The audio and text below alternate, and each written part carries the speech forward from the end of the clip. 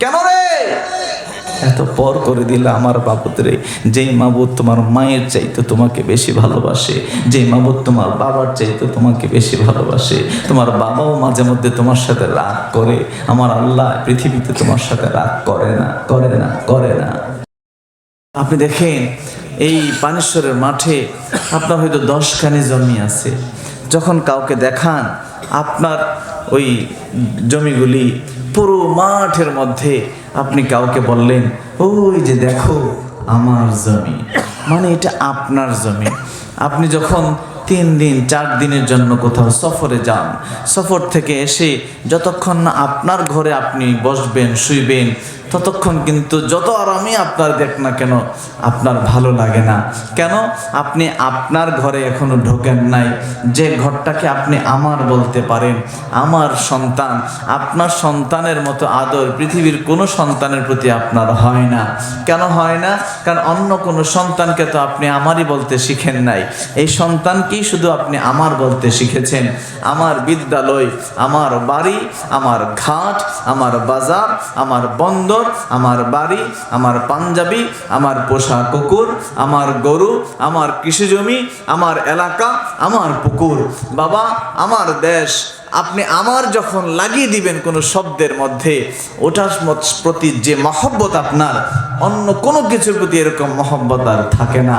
আমার পানেশ্বরের বাসীরা, আপনারা এই 40-50 বছরে কখনোই কি এইরকম মহব্বত ভাবে একেবারে মন থেকে একা একা কেউকে না দেখিয়ে, কেউ জানার দরকার নাই, কাউকে না দেখিয়ে না শুনিয়ে একবারের জন্য কি বলছিলেন আল্লাহ আপনি তো আমার?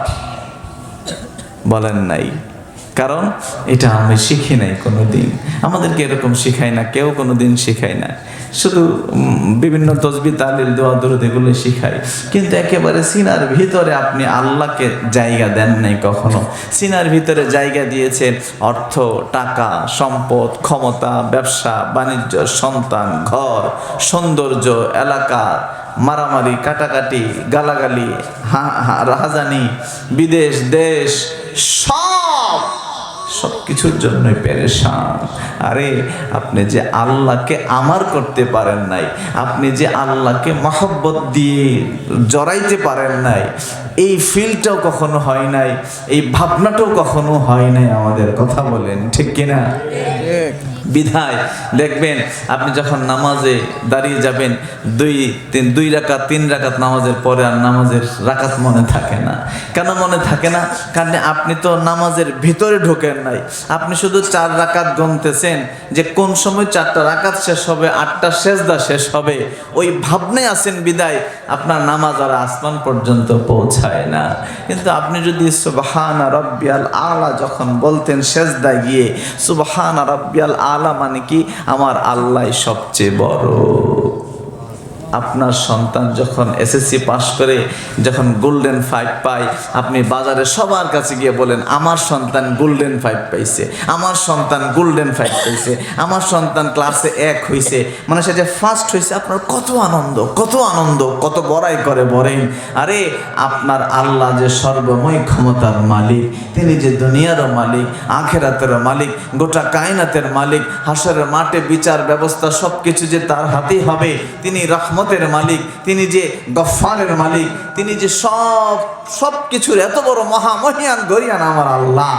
এই গর্ব কোনোদিন হয় না এইভাবে সুবহানা রাব্বিয়াল আলা যখন আমি বলবো আমার আল্লাহ সবচেয়ে বড়।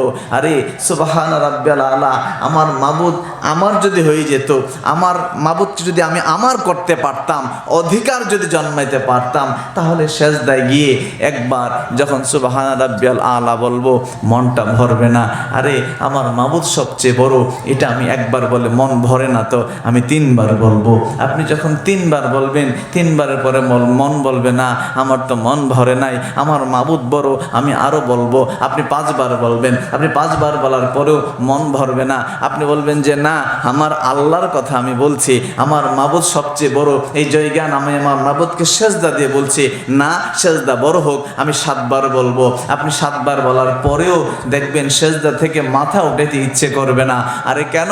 এই রে জমিন তামা হয়ে যান, আপনি তো আপনার ওই আমার আল্লাহর সেজদায় পড়ে গেছেন, আমার আল্লাহর বরত্বের কথা আপনি বলা শুরু করেছেন। ওই মহব্বত আপনাকে এইভাবে ঝেঁকে ধরেছে, এইভাবে টেনে ধরেছে, ওই মহব্বত থেকে, দুনিয়ার মহব্বত আপনাকে সেজদা থেকে, মাটি থেকে উঠাতে চাই না। বলুন সুবহানাল্লাহ।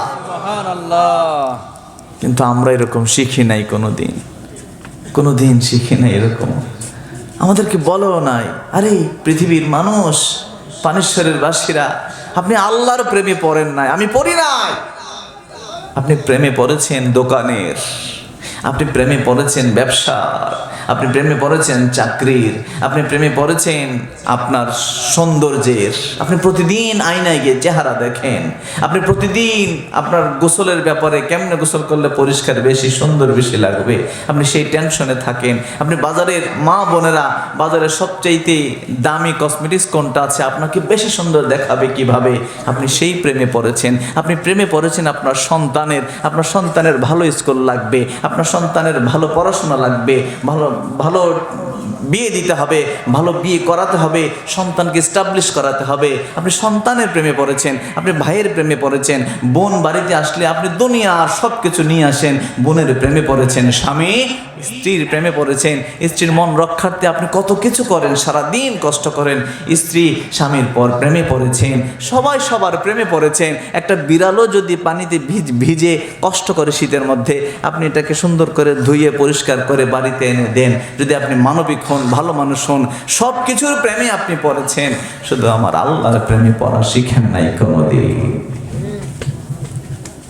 আল্লাহর জন্য এরকম দেওয়ানা হয় না কোনোদিন, মায়া লাগে না একদম। আমি যেটি বলছি মৌখিক না, মানে সত্যিকার অর্থে আপনার ভিতরে ফানা ভাব আসে না আমাদের। কেন রে এত পর করে দিলে আমার বাবুদ রে? যেই মাবুদ তোমার মায়ের চাইতে তোমাকে বেশি ভালোবাসে, যেই মাবুদ তোমার বাবার চাইতে তোমাকে বেশি ভালোবাসে, তোমার বাবাও মাঝে মধ্যে তোমার সাথে রাগ করে, আমার আল্লাহ পৃথিবীতে তোমার সাথে রাগ করে না। তোমার ভাই তোমার সম্পদ মেরে দেয়, আমার আল্লাহ তোমার সম্পদ মারে না।